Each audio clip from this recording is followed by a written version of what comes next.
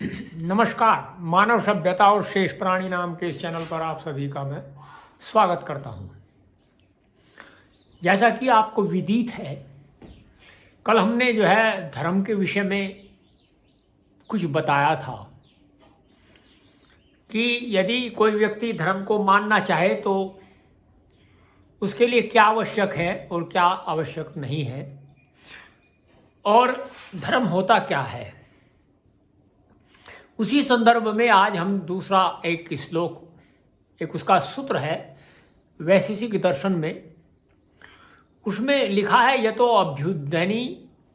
अभ्युदयनी निश्रेयस, यतो अभ्युदयनी श्रेयस सिद्धि स धर्म है।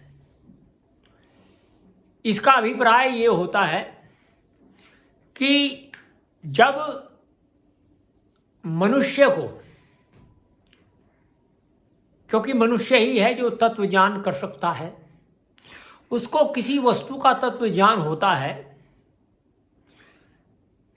तो वह तत्व ज्ञान उस व्यक्ति को मुक्ति की ओर ले जाता है, अर्थात मुक्ति की ओर वह यह इस बात के लिए सिद्ध हो जाता है कि यह मुक्ति का अधिकारी है।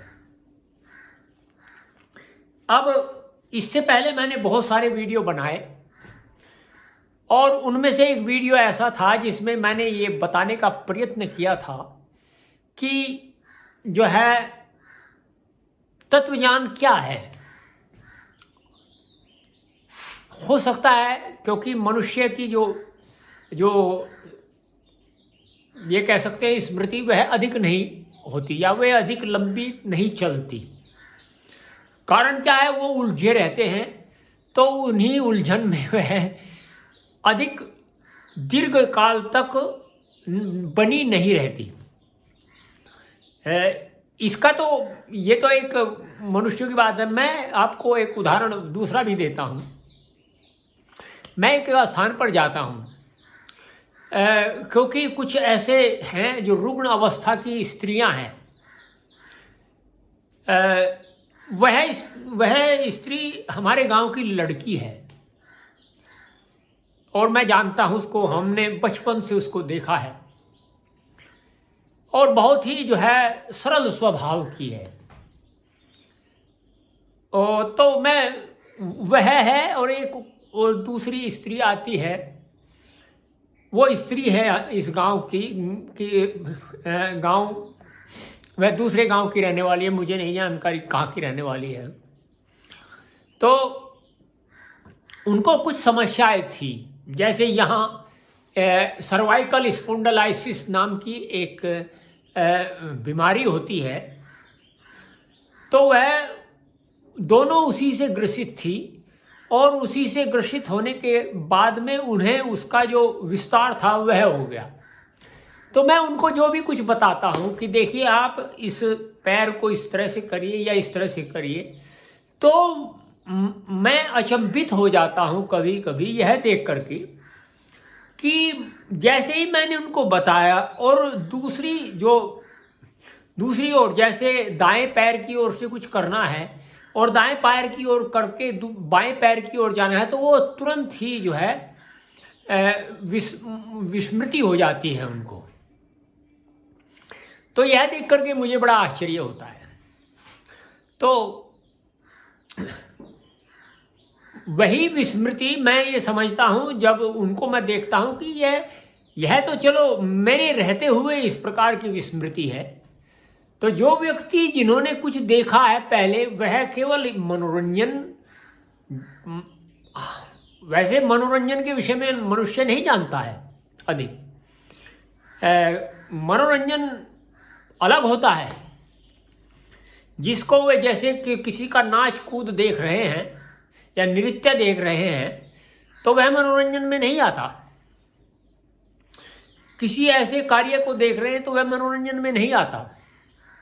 मनोरंजन जब होता है जब मनुष्य के आंतरिक स्थिति से आनंद की अनुभूति हो, वह मनोरंजन होता है। और वह मनोरंजन कब होता है? जब कोई व्यक्ति, ये हितोपदेश में एक सूत्र आता है, एक श्लोक आता है, काव्य शास्त्र विनोदेन कालो गच्छति धीमता। अर्थात काव्य और शास्त्र, इनके आनंद से जो मनुष्य अपना समय व्यतीत करता है उसको आनंद की अनुभूति होती है। वैसे कोई आनंद की अनुभूति नहीं होती है। आनंद की अनुभूति ये है कि वह जो है मनुष्य जब भी उसको करे तो वह आनंद होता है। क्योंकि देखा ये जाता है कि मनुष्य ने कोई वस्तु एक बार देखी और उसको दोबारा पुनः देखना का प्रयत्न करता है तो वह उसको उसमें आनंदानुभूति नहीं होती है। अब आगे चलते हैं। अब आपको मैं तत्व ज्ञान के विषय में बताता हूं। तत्व ज्ञान क्या है? आपको मैं एक उदाहरण देता हूं। एक जैसे मेरा एक वस्त्र है ये, तो वस्त्र जो है इसका निर्माण कैसे हुआ? अब किसी साधारण व्यक्ति से आप पूछें कि इस वस्त्र का निर्माण कैसे हुआ, तो वह व्यक्ति बताएगा कि देखिए ये मशीनों में ऐसा किया और ये वस्त्र का निर्माण हो गया। किंतु नहीं, वस्त्र के निर्माण के लिए पहले इसके अंदर प्रयुक्त का अभिप्राय होता है प्रयोग। जो इसमें प्रयुक्त जो पट है, पट को कहते हैं धागा। वह धागा कैसे बनता है, उस धागे के बनने की प्रक्रिया क्या है, और वह धागा यदि हमें वह दुर्बल धागा है अथवा सबल धागा है, ये उसकी प्रक्रिया पर निर्भर करता है। तो वह प्रक्रिया कितनी अच्छी है। जैसे आपको दूसरा मैं उदाहरण देता हूं। एक वृक्ष है और वृक्ष जो है वह किस प्रकार से भूमि से में उसका अंकुरण होता है। अंकुरण होने के पश्चात में उसकी जो वृद्धि होती है वो कैसे होती है, इन सब को जानना वह तत्वज्ञान कहलाता है। तभी मनुष्य निर्धारित करता है कि यह इसका धर्म है, तभी वह निर्धारित करता है। वैसे जो आजकल वर्तमान काल में देखा जाता है तो मनुष्य धर्म पता नहीं किसको मानते हैं। मुझे कभी कभी अचंभा होता है। जैसे मैं किसी से मिलता हूं तो किसी ने कहा कि मैं भोजन नहीं कर रहा हूं, तो मैं यदि उनसे ये बात पूछ ली कि ऐसा क्यों, तो वे बताएंगे कि यह धर्म का एक भाग है। धर्म का ये भाग कैसे हो सकता है? चलिए, एक जो है वो आता है दोहा, एक साधई सब सधे, सब साधई सब जाए, माली सींचे सो घड़ा, ऋतु आए फल होए। इसका अभिप्राय ये होता है कि मनुष्य को एक की साधना कर, यदि एक की साधना करे और तो वह सिद्ध होता है। और जो मनुष्य सब बहुत सारी वस्तुओं को एकत्र करके उनकी साधना करता है, या आप ये कहिए अपने पास में जो है 4-5 किताबें लेकर के आप पढ़ना प्रारंभ कर दे तो आप पढ़ नहीं पाएंगे। एक को तो पढ़ सकते हैं, 4-5 को नहीं पढ़ सकते। तो इसी प्रकार से यदि मनुष्य एक की साधना करता है तो वह सिद्ध होता है। सब साधे सब जाए, और बहुत सारी की साधना करता है तो वह सब व्यर्थ हो जाता है। माली सींचे सो घड़ा, ऋतु आए फल होए। जिस प्रकार से माली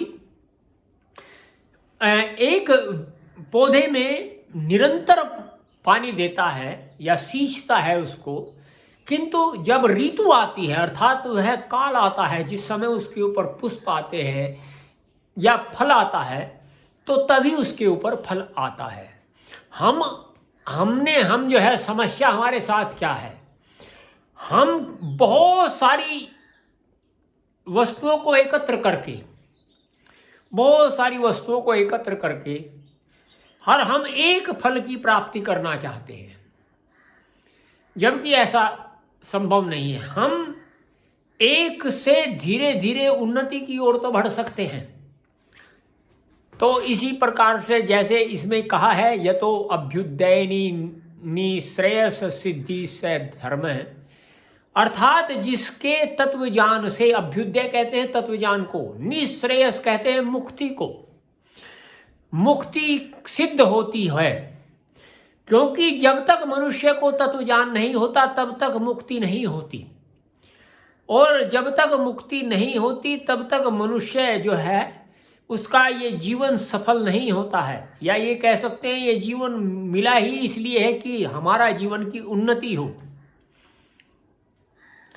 और एक ईशोपनिषद में मंत्र भी आता है, असुरिया नाम ते लोकान देन तमसा वृत्ता तास्ते प्रेत्याभिगच्छन्ति ये के चात्महनो जना। आत्मा का हनन क्या है? आत्मा का हनन यही है कि मनुष्य की जो इंद्रियां है या जो मनुष्य का कार्य है वह जैसा होना चाहिए उस प्रकार से वह यदि हो तो वह आत्मा की उन्नति है, और यदि उसके विपरीत है तो वह आत्मा का हनन है। हम लोगों ने विपरीत कार्य को करते हुए और हम जो है उन्नतिशील परिणाम की इच्छा करते हैं, जो कि असंभव है, कभी नहीं प्राप्त होगा। तो आज इतना ही, कल आपसे फिर हम इसी विषय पर आगे बढ़ेंगे। तो अगर आपको ये वीडियो अच्छा लगा हो तो आप इस चैनल को सब्सक्राइब करिए, लाइक करिए, शेयर करिए, कमेंट करिए, और इंस्टाग्राम और फेसबुक पर भी @सत्येंद्र मलिक के नाम से आप फॉलो कर सकते हैं। तो जैसा कि आपको विदित है ये एक आश्रम है, यहाँ गौ माताएँ भी है, यहाँ कुत्ते भी हैं, उनके छोटे छोटे बच्चे भी हैं, बहुत सारे पक्षी हैं। मुझे बड़ी प्रसन्नता होती है जब मैं उनके घोंसले देखता हूँ, क्योंकि मुझे घोंसले देखे हुए बहुत लंबा काल व्यतीत हो गया था और मुझे इस बात का कष्ट होता था कि पक्षियों के रहने के लिए स्थान नहीं है। मुझे इस बात की बड़ी प्रसन्नता होती है कि हाँ, ये पक्षी यहाँ आराम से रह सकते हैं। मुझे आत्मिक शांति प्राप्त होती है, अर्थात मुझे बड़ी हार्दिक प्रसन्नता होती है। आप हमारा सहयोग करें, आपसे हम ऐसी आशा करते हैं। नमस्ते।